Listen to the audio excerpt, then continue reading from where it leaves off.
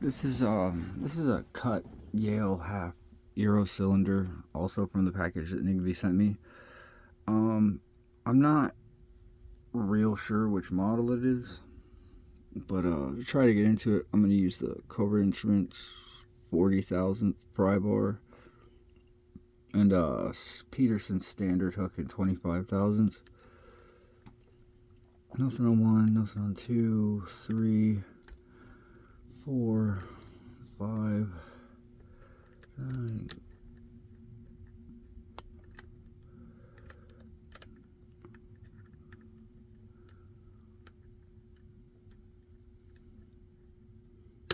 Four.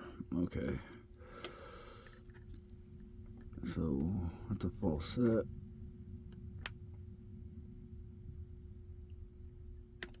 Little counter rotation and click on 1. Counter rotation and click on 3.